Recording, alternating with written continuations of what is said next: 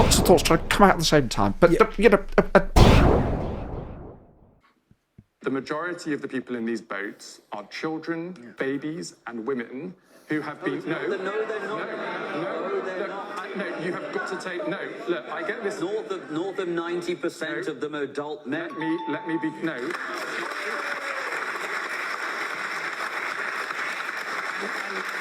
Hang on, you're saying that's not true? No, look, this is why it's controversial. It's true. I'm saying it's... 5 reasons why Nigel Farage and Reform will win the next general election. Right, so if you think Westminster is running the show, then you're not paying attention. Nigel Farage and Reform aren't just a flash in the pan, they are the political wave at the moment, and there are 5 reasons why they'll win the next election. First off is immigration.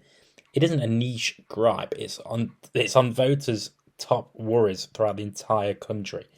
People are fed up. Nearly half of Brits name immigration as one of the second biggest problems that the country faces. That matters because elections turn on what people care about, not what ministers want to talk about. Second, they have a sustained polling momentum. For months, Reform have led national voting intention polls. This isn't a one-week bump, it's sustained movement. And you don't get that without a broad base of voters switching across age groups and regions. When the polls keep pointing one way for months, momentum becomes inevitability. And thirdly, Labour's weakness. Keir Starmer's public ratings have tanked. His favourability is at historic lows, leaving a huge anti-establishment gap on the right for Reform to fill. When the Prime Minister is as deeply unpopular as Keir Starmer, voters look for an alternative who looks like they will change things. Right now, that alternative is Nigel Farage. And fourthly, the public wants actual policy action. Polling shows overwhelming support for tougher controls, from family visa restrictions to cutting hotel bills. And Reform's platform is the only one credibly promising rapid headline-grabbing fixes. When people want immediate visible results, they vote for the party that promises them. And fifth,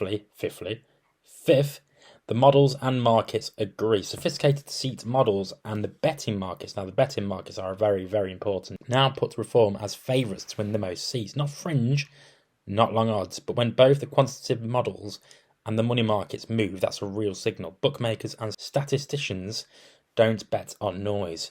Pull all of that together and the conclusion is straightforward. High issue salience, immigration, long-run poll lead, a weakened Labour leadership and a strong policy fit with voter demand and cooperation from models and markets.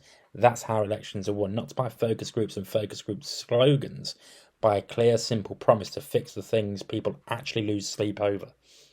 So will Reform turn that into a majority? Models do vary. Tactical voting, turnout and local campaigning still matter.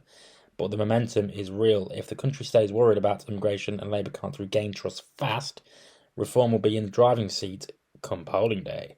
And one last thing, this isn't about hatred or panic, it's about competence. People want borders that work, hospitals that deliver and streets that feel safe. And when Reform promises those things and the other parties keep tripping over their own scandals, people will vote for change. That's the reality. That's why Nigel Farage and Reform will win, in my opinion, unless the establishment finally listens to the public and fast. But I very much doubt that that's going to happen under Keir Starmer's leadership, or whatever you call this shit show. Good day, sir! You're still here? Well. This is what being right-wing must taste like. If you want to subscribe to Just Jake, subscribe over there. And if you want to watch more videos from whatever the hell this is underneath it,